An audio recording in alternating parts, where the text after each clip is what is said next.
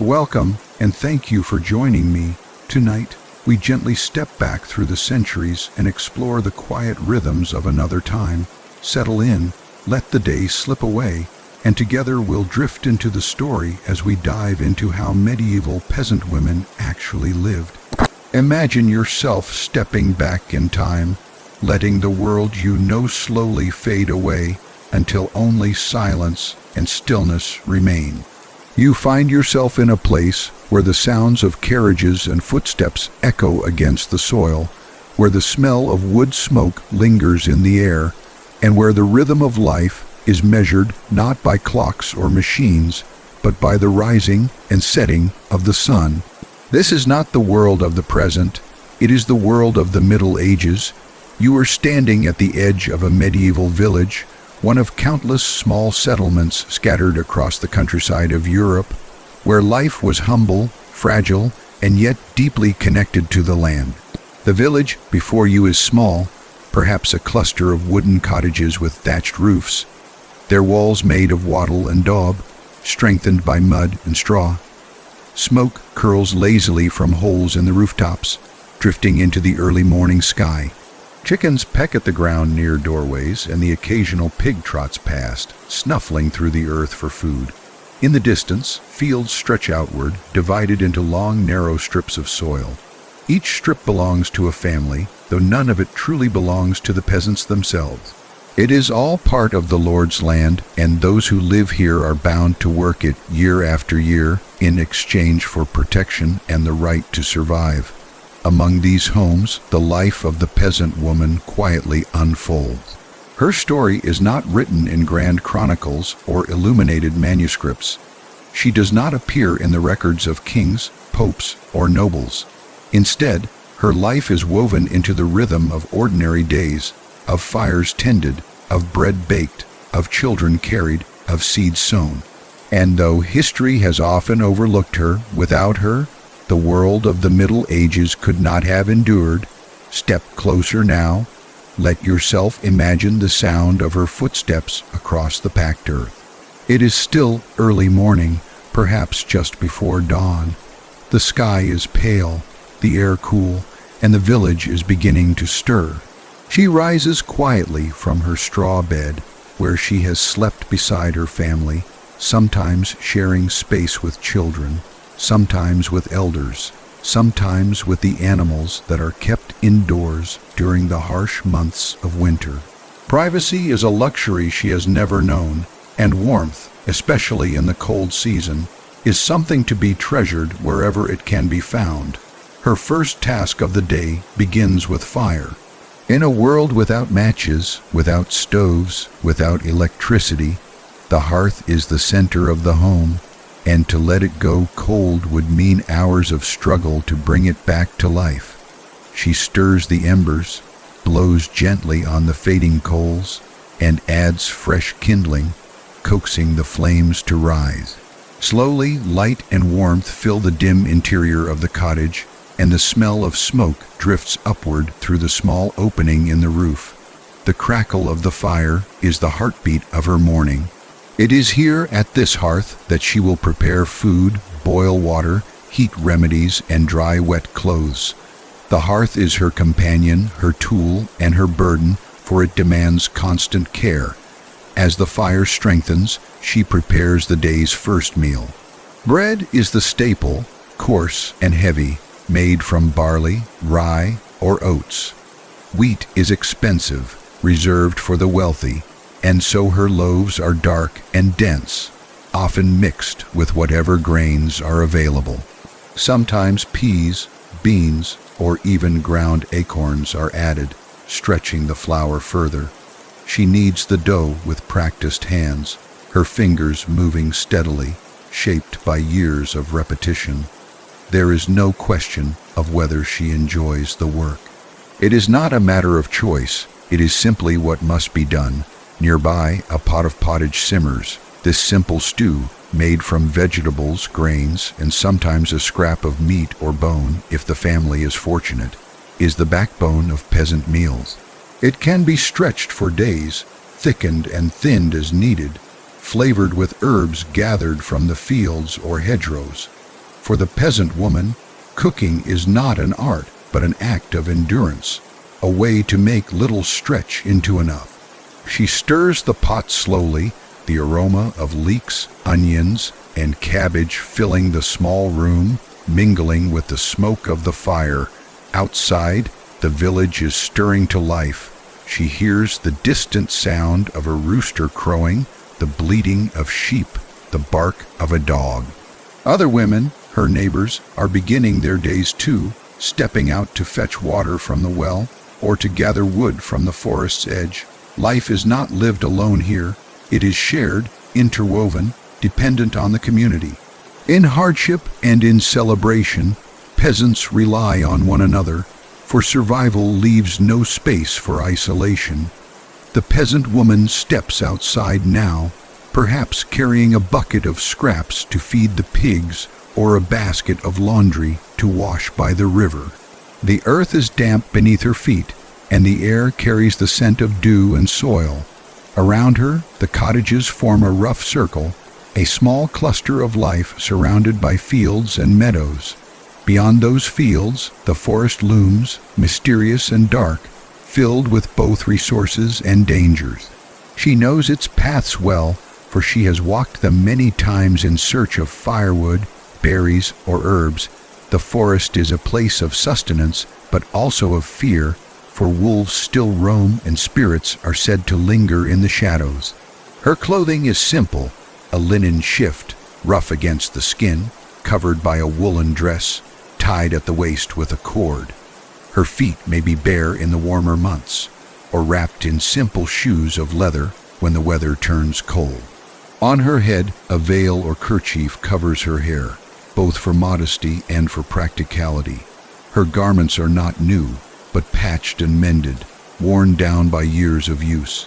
She has spun the wool herself, perhaps, or woven the cloth with the other women of the village, her hands turning raw material into necessity. She walks with steady purpose, for there is always something to be done. There is no idle moment in her life, no luxury of rest unless sickness or exhaustion forces it upon her. Each day is filled with tasks, large and small, that together sustain her family's fragile survival. And though her life may seem to us hard beyond imagining, to her it is simply life. It is all she has known and all she expects to know. The sound of the church bell carries across the fields, marking the passage of time, calling the faithful to prayer. Religion is the backbone of her world, shaping her calendar, her duties, her very sense of existence. She bows her head as she hears it, whispering a prayer under her breath. For her, faith is not an abstract idea, but a daily necessity, a way to endure suffering, to explain hardship, to hope for a life beyond the toil of this world. The church governs her festivals, her fasts, her holy days. It baptizes her children, blesses her marriage, and will one day bury her in the earth. As the sun climbs higher, the village grows busier. Men prepare tools for the fields, children chase one another through the dirt paths, and women carry baskets, jugs, and bundles of cloth. The air fills with voices, the hum of conversation, the laughter of youth, the bark of commands. And through it all, the peasant woman moves steadily, her presence as constant as the turning of the seasons. She is not a figure of history books or ballads. She is not celebrated in stories of knights and castles, of battles and kings. Yet without her, the world of the Middle Ages could not have endured. She is the keeper of the hearth, the bearer of children, the sower of seeds, the weaver of cloth, the gatherer of herbs. She is the quiet strength that holds the village together. And so, as you let yourself drift into this world, picture her life unfolding, day after day, year after year, shaped by the rising sun, the turning seasons, the endless rhythm of work and rest, joy and sorrow, survival and faith. Her story may be simple, but it is vast, stretching across generations, whispered in the crackle of the fire, the rustle of the fields, the echo of footsteps on the earth. From the moment the first light of dawn touched the horizon, The life of a medieval peasant woman was already in motion. There was no lingering beneath blankets, no gentle easing into the day. Her rhythm was bound to survival, and survival waited for no one. The crowing of the rooster, the bleating of livestock, the distant toll of the church bell, these were her alarms, each one reminding her that the day's labor had begun even before she opened her eyes. The world around her expected her to rise with energy, though often her body was weary from the day before. Yet she rose all the same, for idleness was not permitted by life itself. To fall behind in chores meant hunger. To neglect the fields meant famine. To ignore the needs of the family meant sickness or even death. So, with quiet determination, she slipped from her straw bed, careful not to wake her children, and began to tend the living pulse of the home. Her first thoughts were practical. The fire, always the fire. Without it, the house was cold, the food could not be cooked, and the day could not begin. She crouched near the hearth, stirring the ashes, gently blowing life back into the faintest glow of embers. With dry twigs and careful patience, she coaxed a flame until smoke began to curl upward. The crackle of fire was more than warmth, it was survival itself. She fed it with logs that had been gathered, split, and dried, knowing that the hearth was the one constant companion in her life, a flicker of light against the endless tasks of the day. The family would soon need food, and so she prepared the morning meal. This was not a feast, not a display of flavors or choice, but a necessity. Bread, always bread, coarse and heavy, was placed near the fire to warm, made from barley, rye, or oats. It was dark and rough, filled with grain husks that scratched at the throat. But it filled the stomach, and that was all that mattered. If she had been able to barter, perhaps she had onions or leeks to flavor the meal. If fortune had smiled, there might even be a small piece of salted pork or a wedge of cheese. Yet most mornings were humble. A pot of pottage, slowly simmered from the night before, would be stirred once more. Thick, plain, and repetitive, it kept the family strong enough to face the fields. Her children stirred as the smells of food filled the cottage. They were dressed in simple linen shifts, their hair tangled, their faces smudged from yesterday's play.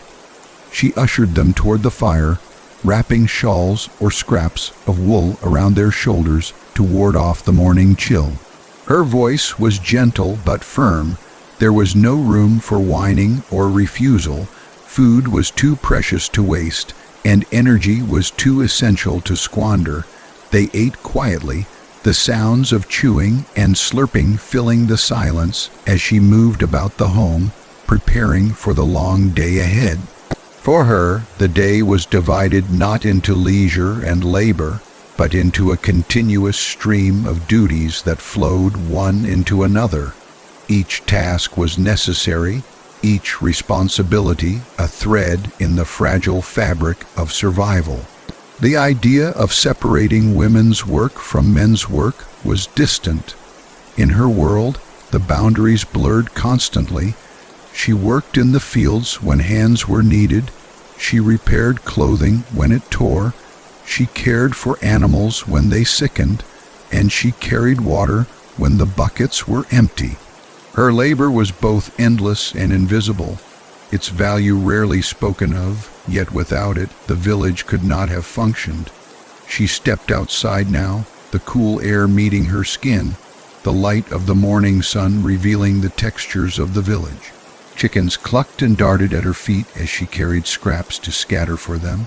Their eggs were a gift, small treasures in the household diet, though often they were sold or bartered rather than eaten at home. She checked the pigs, sturdy creatures that rooted in the earth with snouts, fattening slowly until the season came for slaughter.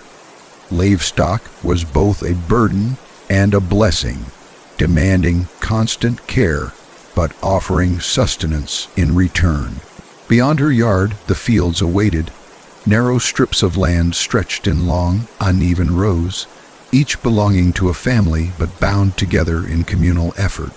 Today, perhaps she would help sow seeds, her hands scattering barley across the furrows while others followed with hoes and rakes to cover them. On another day, she might bend low to pull weeds or swing a sickle during harvest, sweat soaking her back beneath the summer sun. The labor was heavy, yet it was shared. Men and women, young and old, all took their place in the endless cycle of planting, tending, and gathering. Without her work, her family would starve. Without the work of all women, the village itself would collapse. The physical labor was demanding, but it was also repetitive, the kind of work that lulled the mind into quiet endurance. As her hands moved, she thought of her children, of the coming winter, of the saints and the Virgin Mary, to whom she whispered small prayers beneath her breath. She prayed for rain when the earth cracked dry, for sun when the fields were drowning, for mercy when hunger crept close. Faith was not an option for her, it was the thread that bound her to hope. As the day unfolded, the tasks shifted. When the fields were tended, she might turn to spinning wool, her fingers twisting fibers into thread that would later be woven into cloth. The spinning wheel was a rarity. More often, she used a spindle and a staff, carrying it with her even as she walked, for no moment could be wasted. Each strand of yarn was precious, each garment a shield against the cold months ahead. She mended torn tunics, patched holes in stockings, and stitched rough cloaks, her needle flashing in the dim light. Her family might never look fine, but they would be clothed, and that was enough. She also became the healer of the home, for there was no doctor at hand, and even if there were, his price would be far beyond her reach. Instead, she relied on knowledge passed down through generations of women, the use of herbs and plants, the careful brewing of teas, the application of poultices, chamomile to soothe fevers, nettle to strengthen the blood, willow bark to ease pain. She gathered these plants herself, walking the hedgerows and forest edges, her eyes trained to spot the useful among the wild. In her hands, the knowledge of healing was both power and responsibility, a fragile barrier against the constant threat of sickness. The children required her constant attention as well. She wiped their faces, corrected their manners, and watched them closely as they played near the edges of fields and rivers. Many of them would not survive to adulthood, a truth she carried with quiet sorrow. Disease, accident, and hunger claimed lives without warning. Each cough, each fever, each fall brought a wave of fear, and yet she carried on, nurturing with what little she had, pouring her strength into her children in the hope that some would outlive her. Her marriage, too, was part of her daily burden and her daily strength. Bound to her husband by the church, she was expected to submit, to labor beside him, to raise his children, and to keep his household. Love may or may not have been present, for marriages were not always of choice, but of necessity. Yet partnership was essential. Together, they carried the load of survival. Together, they bore the hardships of bad harvests, harsh winters, and lordly demands. Sometimes there was kindness, sometimes tension, sometimes even cruelty, but always there was dependence. Without one another, neither could endure, and so the day stretched on, unbroken by leisure, filled instead with cycles of labor. Fetching water from the well, kneading dough for the next meal, tending to animals, scouring pots, teaching children to spin or sew, sharing work with neighbors, and offering hands when others were in need. Her value was not measured in wealth or recognition, but in the very survival of her family.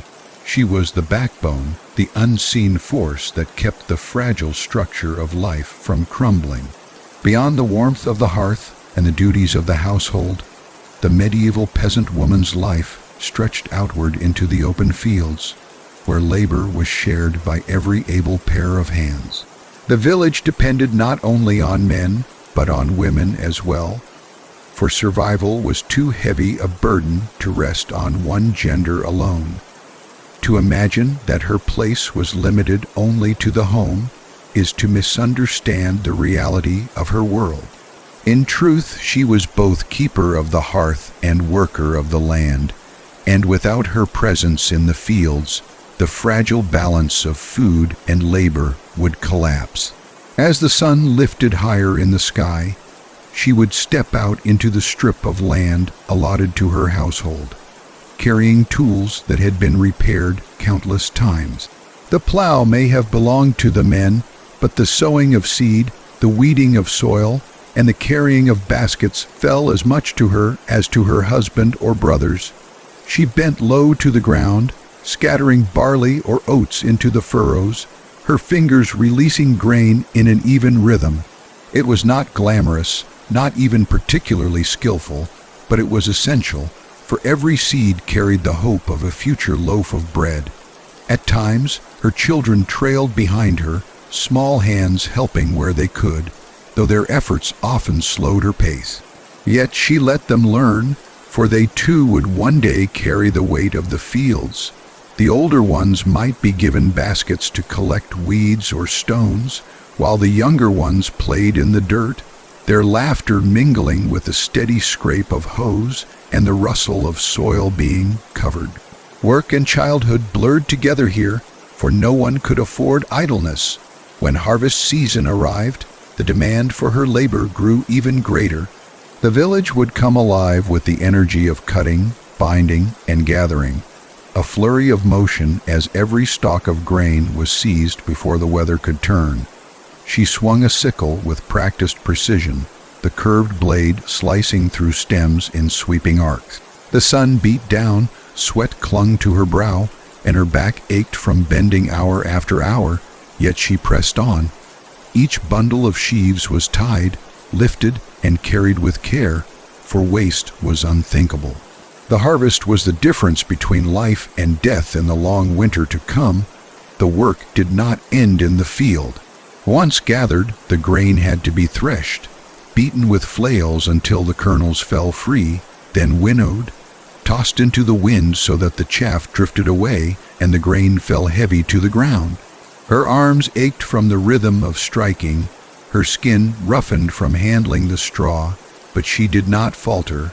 The grain was measured, some kept for food, some set aside for seed, and much owed to the Lord who owned the land. She watched as the best portion was carried away, her family left with what remained. Still, she labored on, knowing that without her work, even this share would not exist. Firewood was another of her burdens, and she often walked to the edge of the forest to gather fallen branches, stacking them high in her arms before returning to the village. The wood was heavy, scratching against her skin, but without it, the hearth would go cold and meals would go uncooked. Water, too, demanded constant fetching, drawn from the village well or from a nearby stream. She balanced heavy buckets on a yoke across her shoulders, her steps steady, though her muscles strained. Each trip was exhausting, but water was life, and she carried it willingly, day after day, without thought of rest. Her labor in the fields and beyond blurred any boundary between men's work and women's work. Where strength was needed, she lent her arms. Where endurance was demanded, she gave her patience. She was expected to rise when the sun rose, to toil until it fell, and to continue with her household tasks long after darkness had settled. Her life was not divided into neat hours of duty and hours of leisure. It was a seamless cycle of work that began at birth and ended only at death. The village relied on her in ways that often went unnoticed. If she failed to sow, the field would lie bare. If she neglected the harvest, food would be lost. If she did not fetch water, the home would grow thirsty. And if she faltered in her tasks, her family would suffer. Her hands, rough and calloused, were the invisible force that kept the fragile rhythm of survival turning. Yet there was companionship in this labor. She was not alone in the fields, for other women worked beside her, their voices mingling in soft conversation as they weeded or harvested. Together, they shared stories, exchanged news, whispered prayers, and sometimes sang to lighten the burden of their toil. Laughter could be heard even among the sweat and the strain, for community was as essential as bread. These moments of togetherness softened the harshness of labor, weaving bonds of sisterhood that carried them through hardship. The seasons shaped her work as much as the demands of her household. In spring, she sowed seeds and cared for lambs and calves. In summer, she weeded fields and tended gardens, gathering herbs and vegetables. In autumn, she harvested grain, fruit, and nuts, storing them carefully for the winter ahead. And in winter, when the fields lay silent, she mended clothing, spun wool, patched tools, and kept the hearth alive against the cold.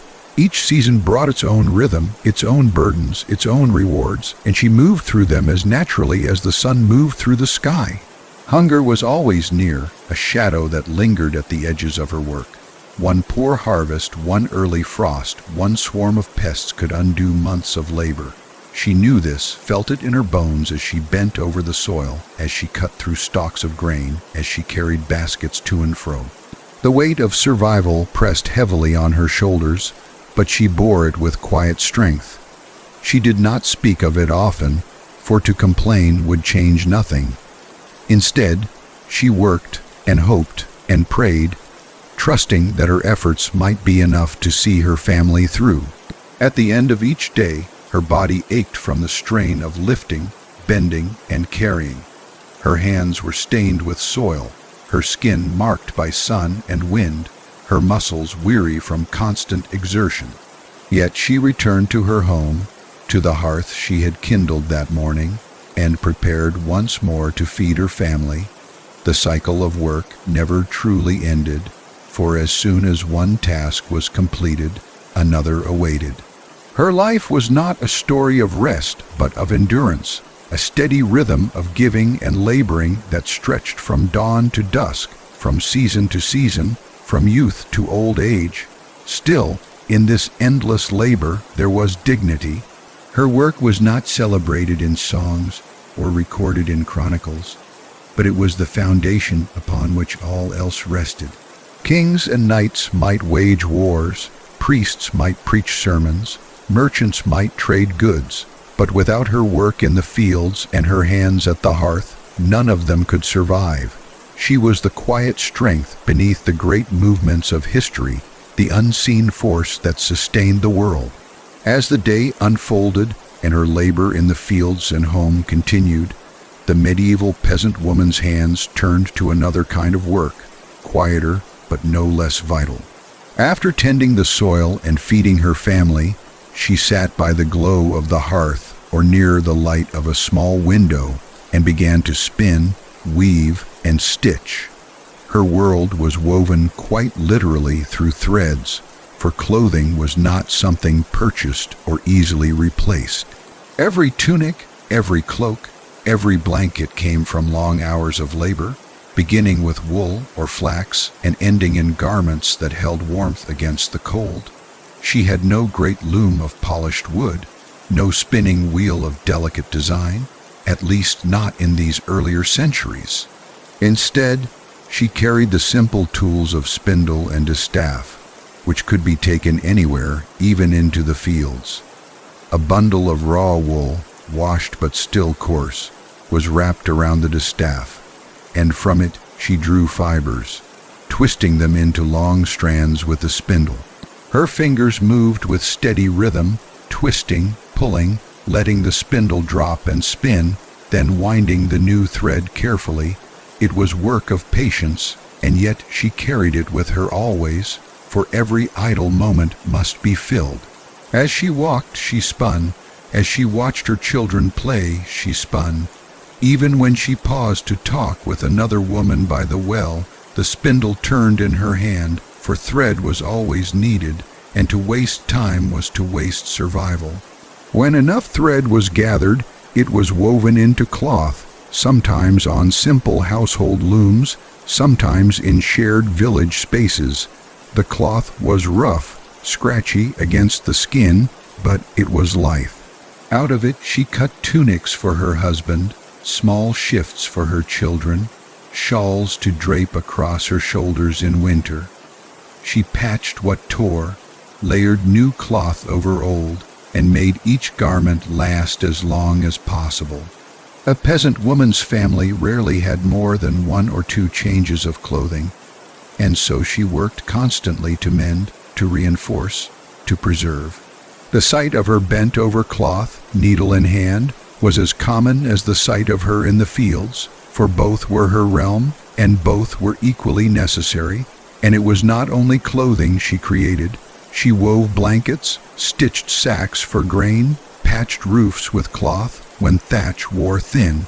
Her skill with the needle reached into every corner of the household, and without her, the family would be left cold, exposed, and unprotected.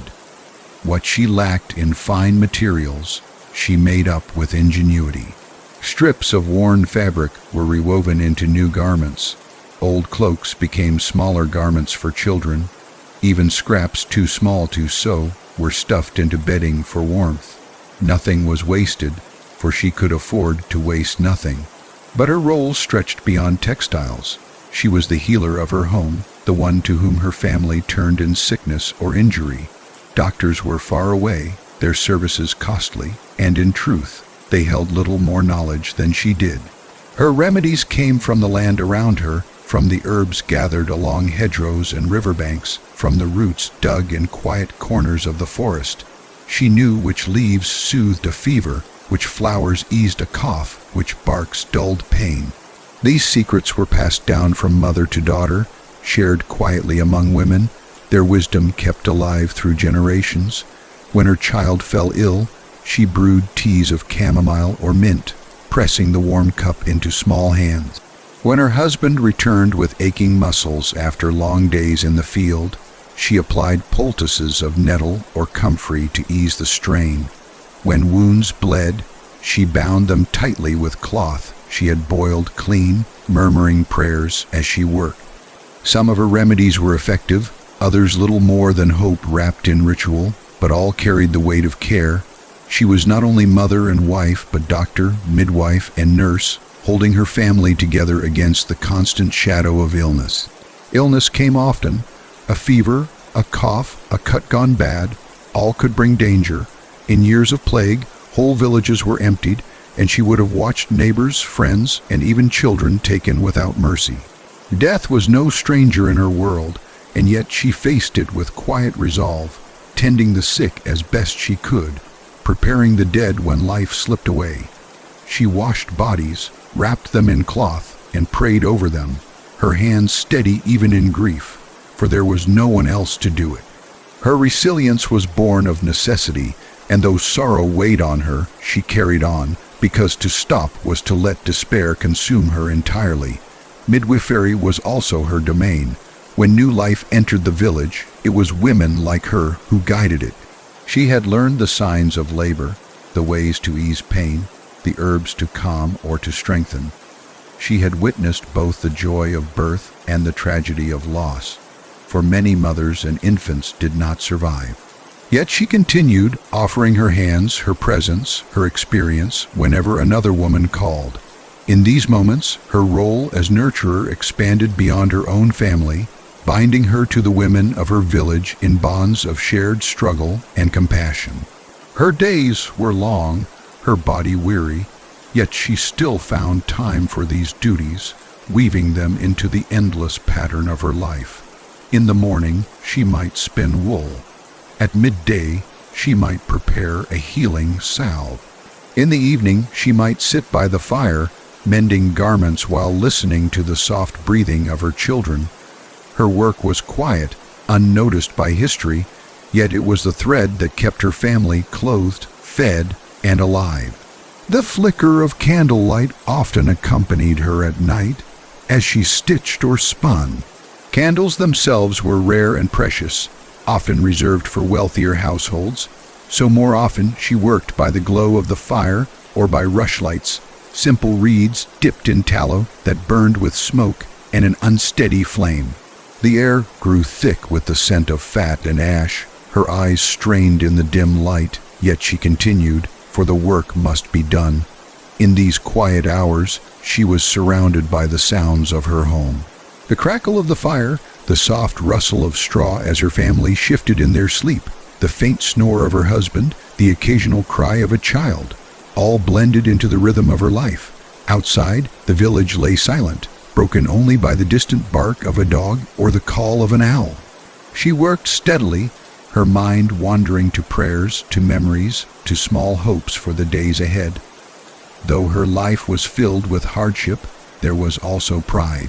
She took pride in the strength of her stitches, in the smoothness of her spun thread, in the healing of a wound, in the laughter of a child who had been sick but was now well. These were her triumphs, small and unseen by the larger world, yet vast within her own. Her legacy was not written in books or carved into stone, but in the survival of her children, in the strength of her family, in the endurance of her community. She bore these burdens quietly, without expectation of thanks or recognition, for such things were rare. Her husband might see her labor as duty. Her children might grow without ever realizing the extent of her sacrifices. Her village might take her efforts as given. But she knew, deep within, that her hands were shaping life itself. Every stitch, every healing herb, every flicker of flame tended was part of the unseen foundation of her world. And so she carried on, day after day, year after year, her life a tapestry woven from threads of labor, care, and resilience. She spun not only wool, but the fabric of survival. She stitched not only garments, but the bonds of family. She healed not only wounds, but the fragile hope that kept her people alive. Her duties stretched far beyond what we might imagine, yet she embraced them, for in her world there was no other choice. Motherhood lay at the heart of the medieval peasant woman's life, shaping her days and weighing upon her nights. From her earliest years, she understood that children would be both her duty and her legacy. The fragile hope carried forward into an uncertain future. When she married, often while still very young, the expectation was simple and absolute. She would bear children, she would raise them, and she would anchor her household through the unceasing cycle of birth and loss, of laughter and grief. Her first pregnancy came with both fear and anticipation. She had seen other women labor, heard their cries, witnessed the arrival of new life, and, just as often, the shadow of death that sometimes followed. There was no certainty in childbirth. To bring forth a child was to step into danger, for infection, bleeding, or exhaustion could claim her life as quickly as it could claim the infant's. Yet still she prepared herself, because this was her role, one written not only by custom but by necessity. A village could not endure without children, and each woman bore that responsibility in her own body. When her baby came, she swaddled the tiny figure in linen scraps, holding it close to her breast. She felt both love and dread, for she knew too well how fragile this new life was. Many infants did not survive beyond their first year, and so each cough, each fever, each restless cry could strike terror in her heart. Yet she loved fiercely, because to love less would not soften the pain of loss, and to love fully brought joy into even the harshest days. She fed her child with her own milk when she could, and when her body failed, she turned to gruel made of barley or oats, spooning it carefully into the small mouth. She sang lullabies passed down from her own mother, rocking the child beside the hearth as the fire burned low. As her children grew, her days became a constant balancing act between work and care. She carried infants on her hip while kneading dough, tied toddlers to her back while gathering herbs, and kept a watchful eye on older children as they played near the well or the animals. Childhood was brief in her world. By the age of 5 or 6, children were already expected to help, boys scaring birds from crops, girls spinning with small spindles, or helping at the loom. Her task was to guide them gently into responsibility, to shape them into workers who could one day sustain the household.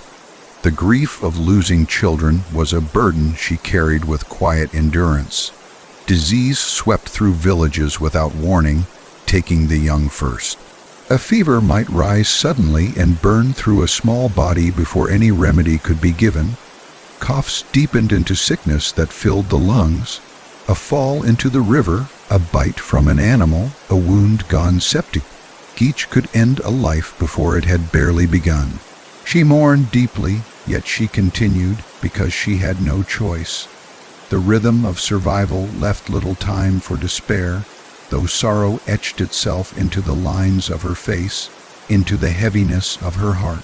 Yet not all was grief. There was joy too, quiet and steady, the laughter of children playing in the dust, their voices rising in song as they mimicked the work of adults, the sight of a daughter proudly spinning her first thread, or a son carrying a bundle of firewood with determination. The shared warmth of bodies huddled together in winter, the sound of stories told by firelight, the feeling of small hands clutching hers as they walked to the fields. These were the moments that gave her strength, the reasons she continued despite the endless weight of duty. Motherhood was not only about raising children, but about shaping the rhythm of community. Women gathered at the riverbanks to wash clothes, children tumbling at their feet. They shared advice, remedies, and stories, forming bonds that wove them together as tightly as the cloth they spun. Festivals and holy days gave her children the chance to dance, to feast, to glimpse joy beyond labor. She too found laughter in these moments, even if her body ached, even if her responsibilities never ceased. For a time, work paused, and music carried her into a space where she could remember that life held more than toil. Her faith gave her comfort in her role. The church taught that motherhood was sacred, a reflection of the Virgin Mary's own care. She prayed for protection over her children, lit candles when they were sick, and whispered their names in prayer during Mass. Each birth was blessed, each child baptized swiftly, not only as an act of devotion, but as a safeguard against the fear of death before salvation could be granted.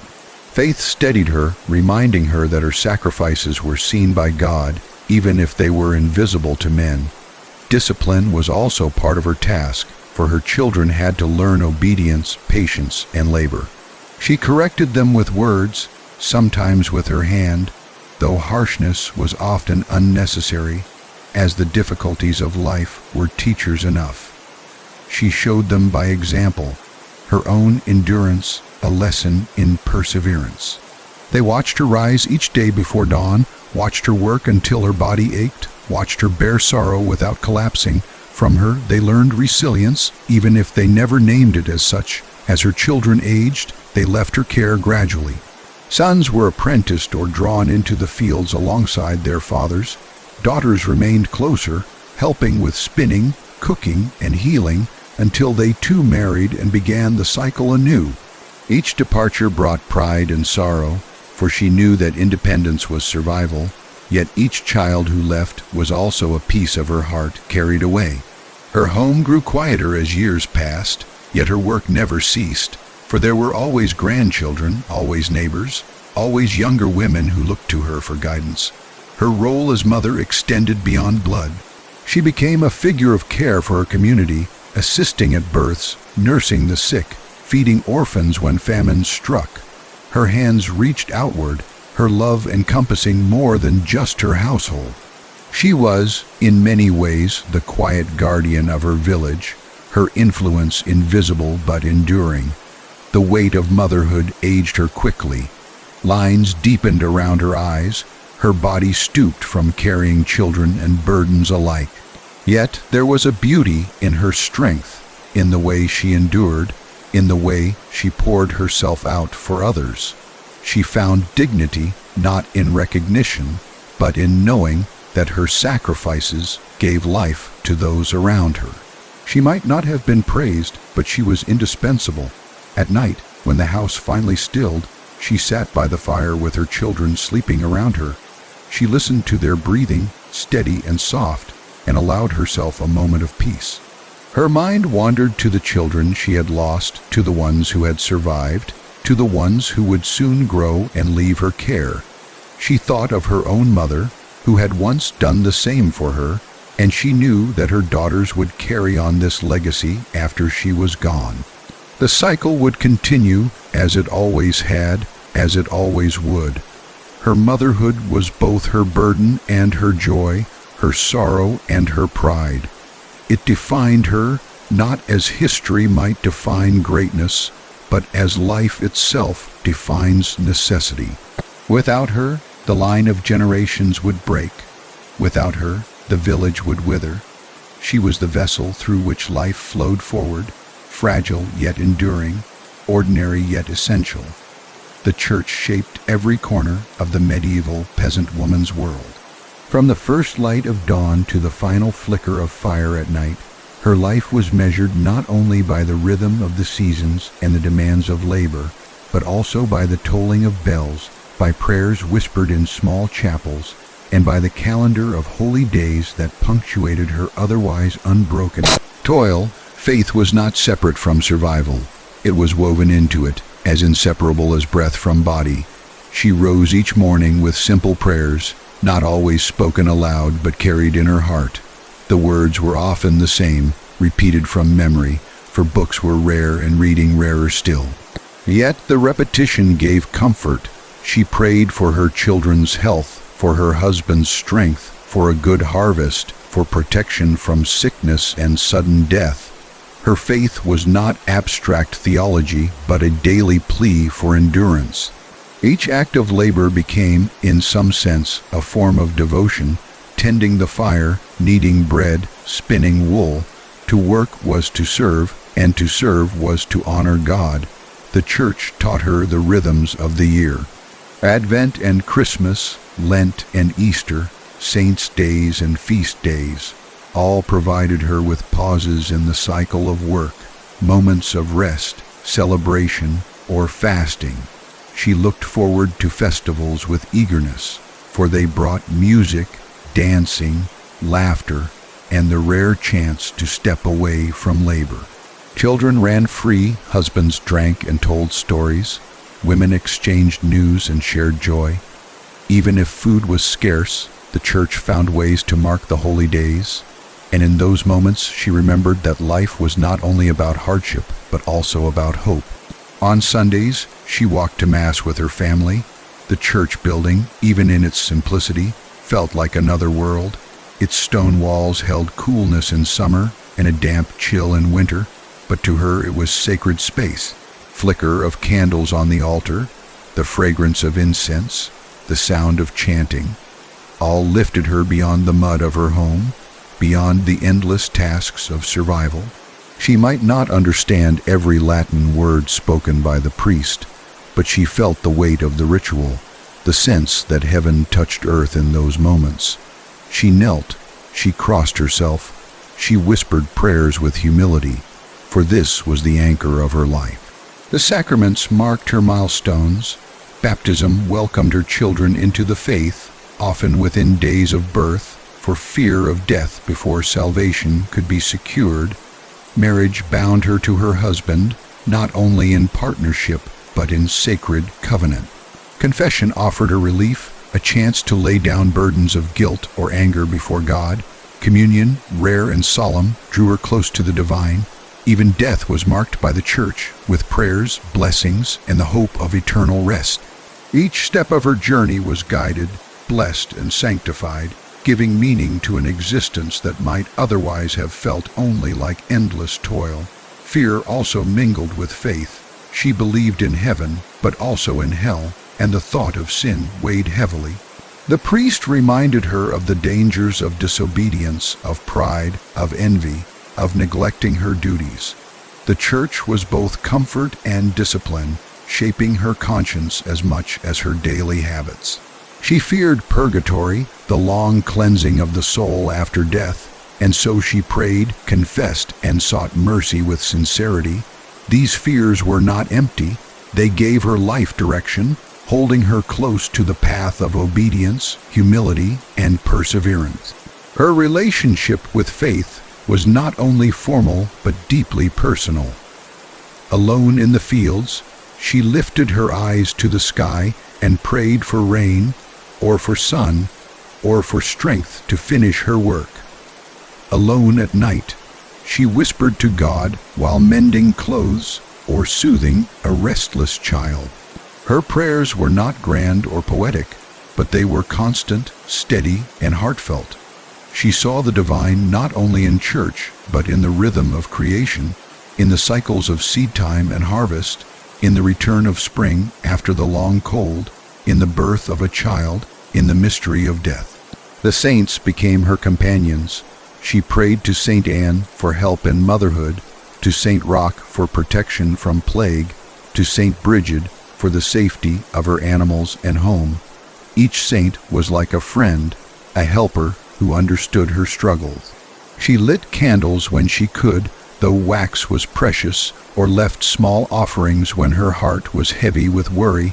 These devotions were threads of hope woven into the fabric of her life, giving her strength when she felt too weak to carry on alone. Music and ritual also colored her faith. She listened to chants during Mass, their slow rise and fall echoing through the church, calming her heart. She watched processions on feast days, banners waving, bells ringing, voices raised in song. These sights and sounds lingered with her long after, carrying her through the long days of labor. Even if she herself could not read or write, the imagery of stained glass, of carved wood, of painted walls told her stories of scripture, saints, and salvation. These images gave her a world beyond her own, a glimpse of mystery and eternity. Faith was not only inward, but communal. She prayed with others, worked alongside others, celebrated and mourned with her village. When famine struck, the church organized almsgiving, offering bread and charity.